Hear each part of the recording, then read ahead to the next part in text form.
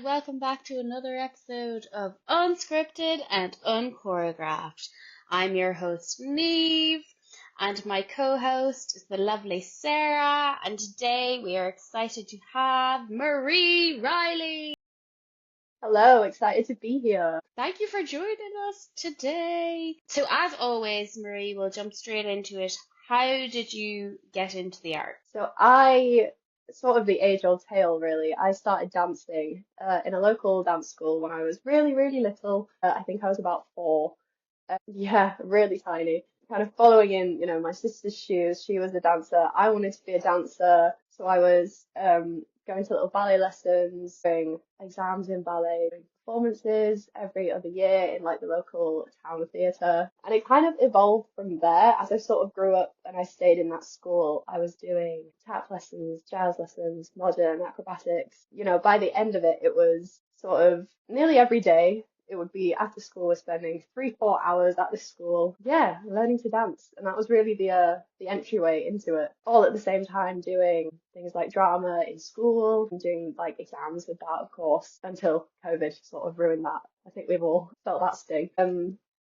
Yeah, and then I went on afterwards when I was 18 to do drama at university, which was so much fun. And we did a lot more of like the theatre focused stuff. So I'd been heavily into dance before that. And it took me more into theatre. We did some of the technical side of things, a bit of like set design, a bit of singing, which has always been really alien to me.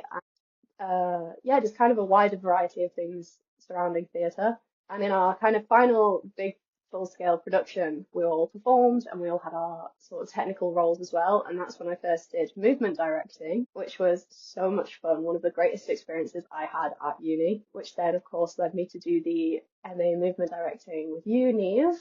This is how we met. So exciting. And yeah, just sort of graduated that last December and brings us to now, really. Amazing. Can I just ask, when you were like 18 and choosing what college you want to go to or uni, why did you choose drama in the end? Like when you were applying to schools, did you have both drama and dance, or was it just drama? I did look into some that were just dance courses or kind of dance and drama as a joint honours.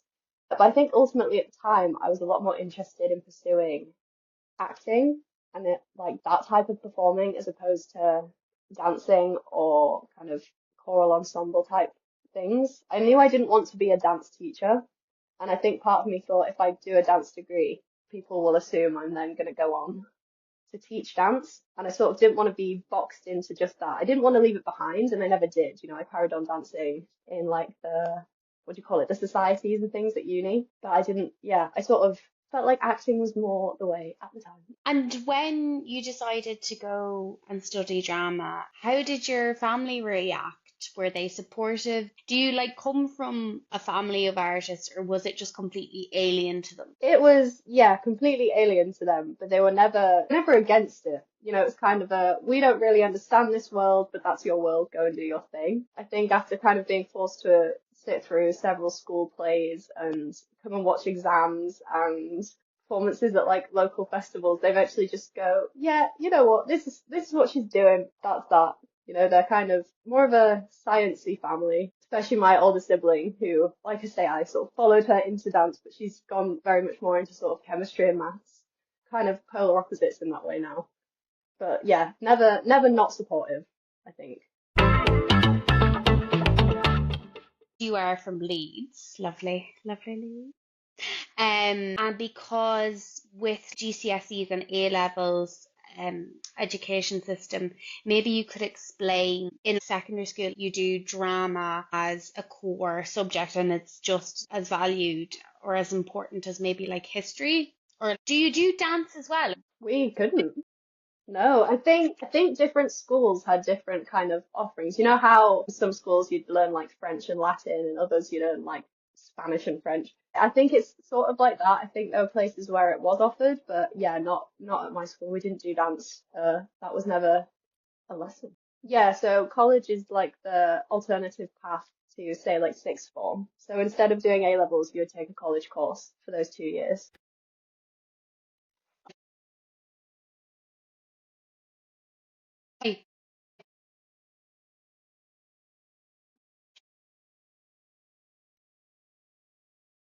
So in like primary school, we did school plays and, you'd put on your little assemblies and normally they would kind of bring in a drama teacher for, I don't know, 4 weeks maybe at a time. But it wasn't really done as like something that was done the entire year.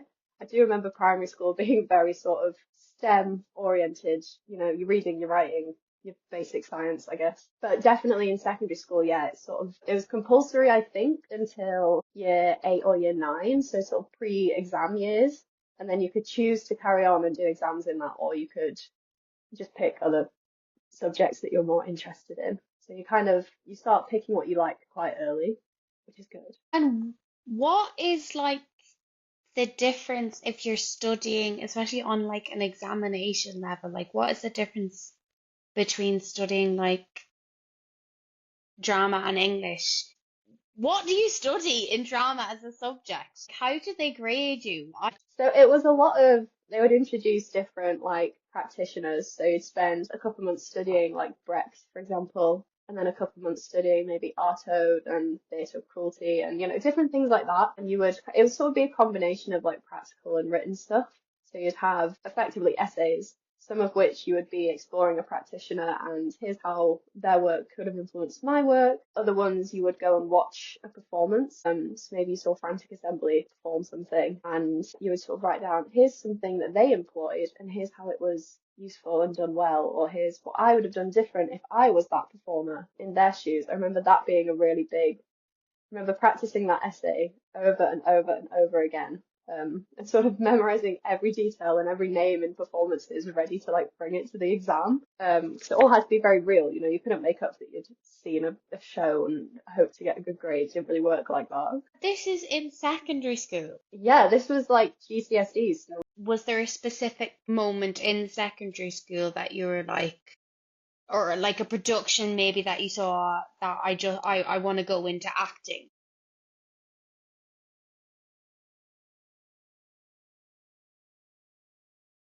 I think one for me, we went to see, it was actually Frantic Assembly. We went to see Things I Know to Be True, which is a really, really sad story. And we saw it performed, I think it was in Doncaster or somewhere. Like we all took the bus like after school and went and watched the show with the intention of like using it in our essays and whatnot. And there just wasn't a dry eye in this entire audience. It's this massive theatre and everyone's just absolutely sobbing. And I remember walking out and my teacher at the time just looking at me with these tears just streaming down my face. And he just says, yes, it can be very powerful, can't it?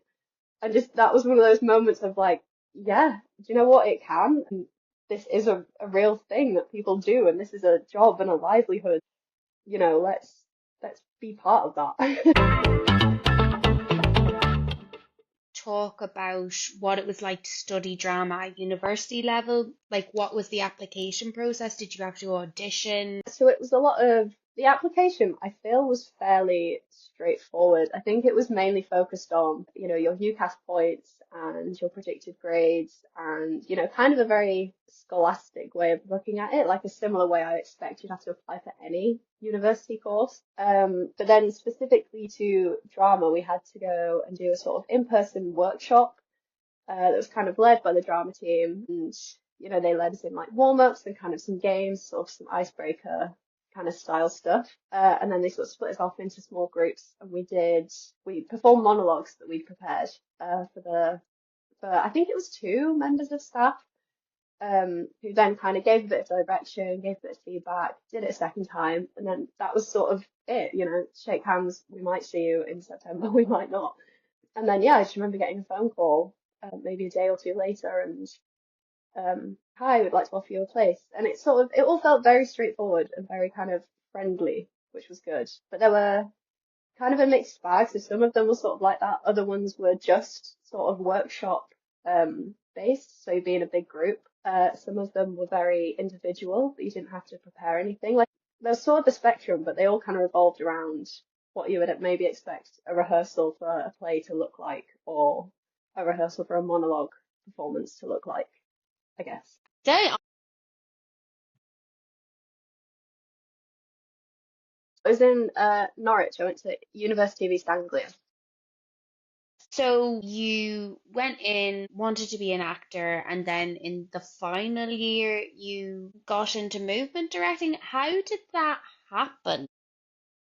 So the big kind of pull of that course was that in the final year, you all do a big sort of full-scale production in their studio, which is a huge studio, one of the biggest I've seen in like an educational space. And the kind of setup is you go in and you audition. Again, you read a monologue from the play, and you get a performance role from that, and you're also part of the production team. So everyone's kind of multi-rolling, doing two things at once the entire process. So we have like a marketing team, we have assistant directors, we have sound, we have lighting, all with like their respective mentors. So when I sat down, we did the audition, and then it kind of turned into an interview conversation. Directed by a member of staff, so they're kind of the person in charge. And they sort of said, what are your interests? What would you like to do? I sort of said, well, I don't really know what movement directing is, but I have been a dancer and I quite like it. Like, I like the sound of that. And it sort of just went from there, really. When the kind of cast list and creative list came out, that's, I'd been put down as my first choice, which was great. And it's kind of a learn on the job type thing. We had a mentor come in once a week for 5 or 6 weeks, I think, to kind of so it was me, and I just had another movement director. There was we're kind of a pair, and we were sort of taught through different parts of the role and just really thrown in at the deep end, to be fair. But it was great. I think it worked really well.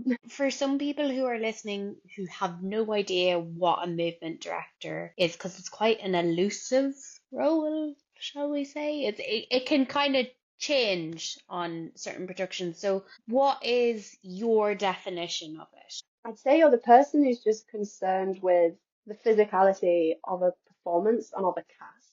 I think it kind of has those two different branches to it. On the one hand, you run a lot of warm-ups, you make sure everyone's, physically prepared for a rehearsal, but you also have responsibility for things like choreographing movement, kind of bits of blocking, especially bits that are more complex and involve a lot of people moving in a lot of different paths on a stage. I found is a really important one.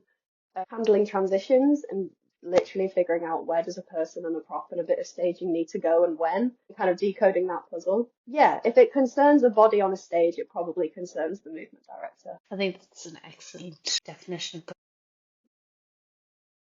I was going to ask, did you have to do a dissertation at the end of your course? Yes, but it was not like a traditional sort of written dissertation, but it was a research project, and it was in the form of kind of performance research. So in sort of small groups, or I think you could do it on your own. I chose not to do it on my own, and I'm really glad I chose not to do it on my own. You sort of formulate a question and kind of answer it through performance. So ours, I can't remember the exact wording, but it was something to do with how can the experience of grief be conveyed through movement performance or something like that. We researched loads of different types of grief and how these can kind of present themselves, and read a load of kind of real life stories of them, from which we then wrote monologues, and then we turned those monologues into a 15-minute performance. Or was it 30? I can't remember. We turned them into a performance, which effectively answered the question, how can we explore this theme through movement? So it was still, I think we had to write maybe 500 words or something that kind of told the markers, hey, this is why this is an academic research project. But we didn't have to, it wasn't an extensive written dissertation like most people have to do. It was a performance, which was great. That is so good. And that's actually a really good way of introducing students to devising as well as academic research. That's really clever. I wish I got to do that. That's really clever. And so then when you left the University of Norwich, you went straight into your master's in movement directing and teaching at the Royal Central School of Speech and Drama. What made you decide to go down that road? It was a conversation I had with the person who was mentoring for the movement directing on that production. Her name was Ruth Phillips, and she's a movement director, and she did the course. And we had this Zoom call where I was kind of just expressing kind of interest in, this is the thing I'm actually really enjoying doing. Like, how can I carry on doing it? And she brought up the course at Central and a couple of others that she kind of recommended I look into, but that was the main one. And I think it was probably before the actual performance had occurred. I think I had to have my application in. So it was a very kind of quick turnaround. I think I just spent maybe 2 or 3 days sat kind of fix up the CV, make sure everything on there is correct and accurate and send in. And I think, yeah, maybe just after the winter break was when I had to travel to London and do the dreaded audition, and it all kind of snowballed really, really fast. But yeah, she recommended the course to me, and I can't thank her enough because she's sort of the reason that I did it and the reason I went through it.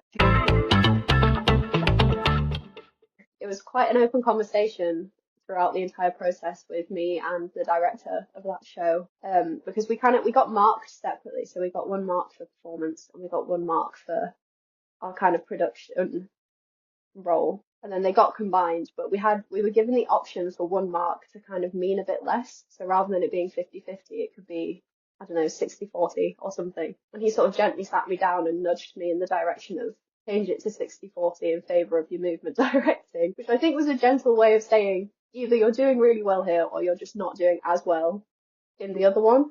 But it opened up this dialogue of, as you say, like what actually is it that I want? Like, I came into university so convinced that I was going to come out of it and go into acting and perform on the stage and X, Y, Z. And it's something that I would still be interested in doing, but it's not the main thing I'm going to pursue right now. Like, if opportunities come around, that's amazing and I would take them. But I would be more looking into the production side of things, more into sort of movement directing.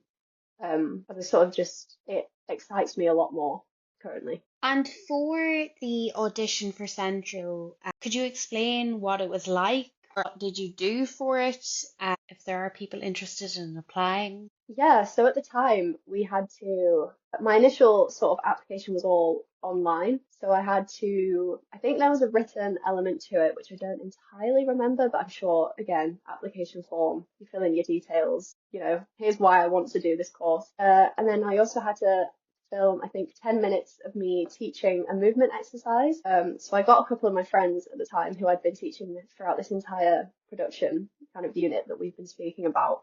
And I sort of said, hey, we're all really tired and exhausted. Can you just come and do this one extra thing for me, please? And they did, bless them, and they're really good sports. And I also had to send, I think it was a 5-minute video of sort of just me moving. And they just, I think, wanted to kind of see your movement style, what movement interests you. And I remember setting up a camera and having to like move the Christmas tree aside and like shift the sofa out of the way, to really make that work. And then, yeah, sent that off and was invited to an in-person interview. So you kind of had the option in the beginning to do it online or do it in person, because I lived up in Leeds and was just extremely busy. Online felt like the right choice, but they did say, this isn't a yes or a no, like, come and see us in person. And it was only once I was there on the day, there were 2 other people auditioning with me, and it became very apparent that I hadn't been told, but all of the things that I'd so far been videoing and sending off were now in person. So I was completely underprepared to have to teach these other 2 people for 10 minutes and to do a 5-minute performance of my movement. I had no idea that was effectively just going to be done again. So the day was very much improvised, which in a way I think was quite good, because it was, I had to really rely on my instincts. And I did obviously say to them, hi, the admissions team didn't think to pass on the message.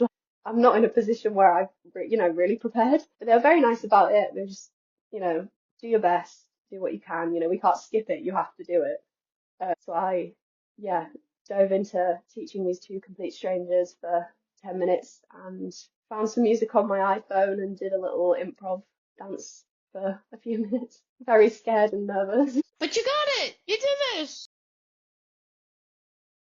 And yeah, that's a really good skill, I think, to have, to just be able to dive in and be like, yep, go. Um, yeah, I think it's really good to have in your back pocket. I wanted to ask for your dissertation. So my dissertation was the big written version, second time around, the 12,000 words, which was so, so daunting. But it sort of, in kind of 2 parts, it addressed the sort of mind and body connection. And I sort of delved into the implication that or the idea, the suggestion, if you will, that your, as much as your mind and your body are very much interconnected and they're like one and the same, that they do operate in slightly different ways. That sometimes your mind has a consciousness before your body, and sometimes your body has a consciousness before your mind. So when you're thinking, how am I going to do this handstand? That's your mind kind of telling your body what to do. But for example, when you've lost something and your hands are sort of grabbing about where it needs to be before you've realized you've lost it, is your body figuring something out before your mind? Which is just, it was the thought that occurred to me really early on, I think, in the course when we must have been having some discussion, and it's just sat with me for a really long time. So I kind of addressed that and unpacked that as sort of a research thing, is there some explanations that this phenomenon, am I talking rubbish? Maybe. We'll find out. And then the sort of second half, the more sort of meatier practical half, was rooted in inclusive theatre making practices, really with the focus on inclusive, integrated, theatre companies, and, what are they doing that we can bring into an everyday kind of theatre space to make everyday theatre more inclusive, more accessible, which was really interesting. At Northern Opera Group I worked with, they commissioned Liam Paterson to make Sherlock Holmes and the Sign of the Four into an opera, which was incredible, amazing stuff. And yeah, I interviewed and became the assistant director on that production, which was sort of my first big girl job. I've been talking about it. Yeah, it was a lot of the kind of movement director stuff really fed into that work, like the documentation and the warming up. And we had this beautiful dog puppet that was sort of a Marie job, a Marie task. And it was just a really wonderful experience, especially working with singers for the first time. As I say, I'm not a strong singer. I never have been. This isn't my ballpark. But just the way they hold their bodies and the really specific way they use their bodies when they're on stage, and the kind of challenge of, well, how can we make this the most visually appealing and spectacular show that we can, whilst making sure all of these singers can still sing in the way that they are. It's incredible. The way they're trained absolutely baffles me. But it was, yeah, a super great experience. I would work with them again in a heartbeat if they let me. Do you find it very different when you're movement directing, say, opera or like a play or even like screen? Because that is a thing. Do you prefer maybe a genre?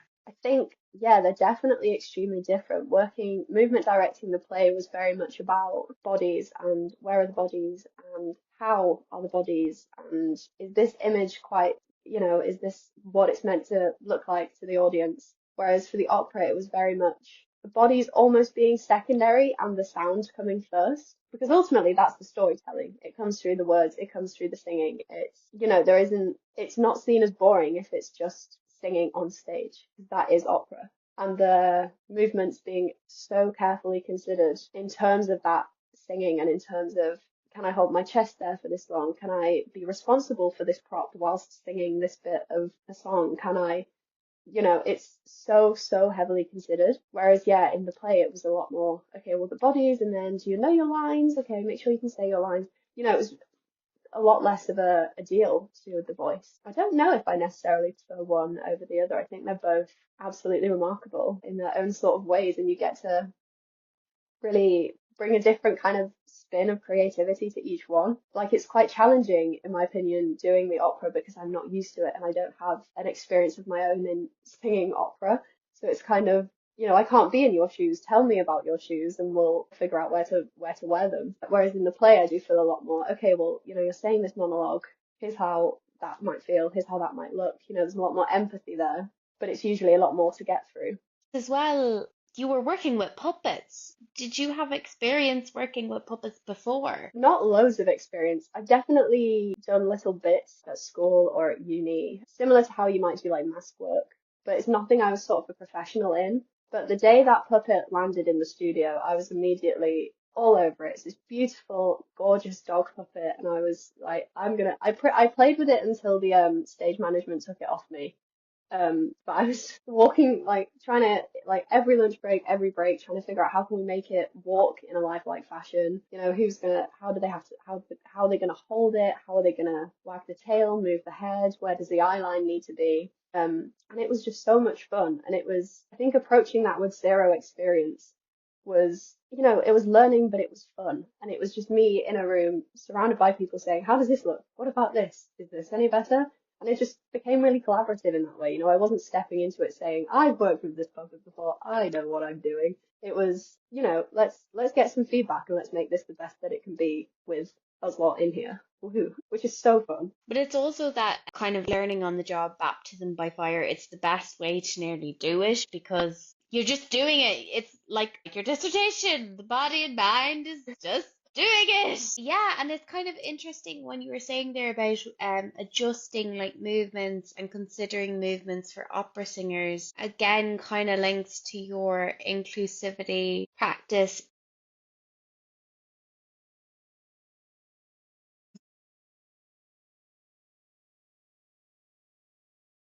It's that thing, it's considerations.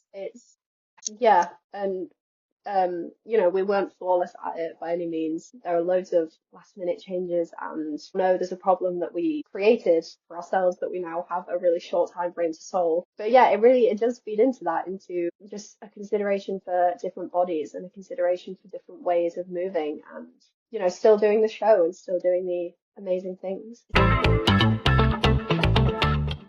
The Northern England dance theatre scene is phenomenal. And it's not really talked about as much. I don't know if you have a thought on that or I don't have loads of knowledge specifically on the schools, but I know that, there are several between sort of Liverpool, Manchester, Leeds. There are a lot of specialist schools popping up, and I think they are starting to kind of gain a bit more funding, which is amazing. And I also think a lot of what's happening is, in places like London, for example, a lot of the theatre scene is very kind of niche. You know that in that particular theatre, it will be dance pieces, and in that particular theatre, it will be really classic plays, for example. I don't know. Whereas I mean, based on my experiences, I think up north is a lot more smaller theatre venues that kind of show a wider variety of things. So if you just have one local venue that you can sort of access, I think you're more likely to get a variety of plays and musicals and dance shows and whatever else compared to, say, being somewhere like London, which has a lot more theatre. It's a lot more of a saturated area, but they tend to kind of pick and choose what they want to show, I think, anyway, based on what I saw.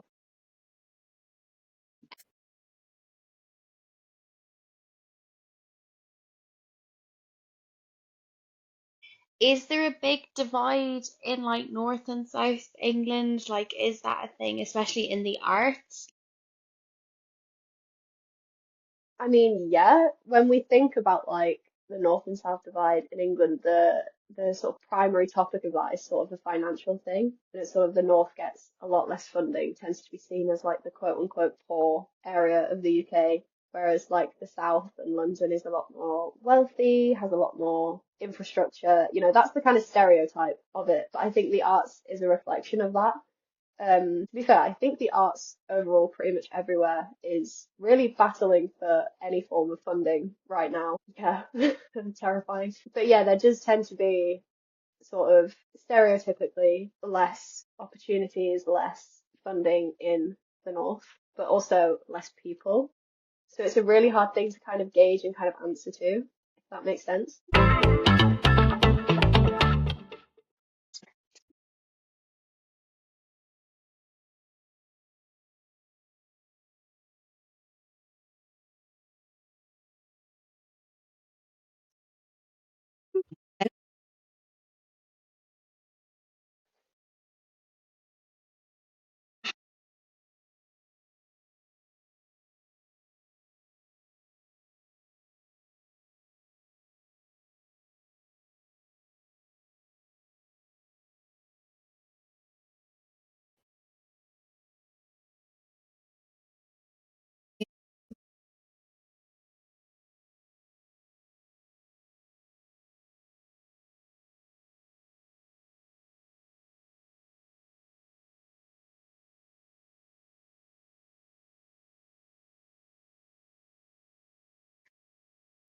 Do you have any advice for someone trying to get into the arts, especially in the current climate we're in? or like advice to your younger self?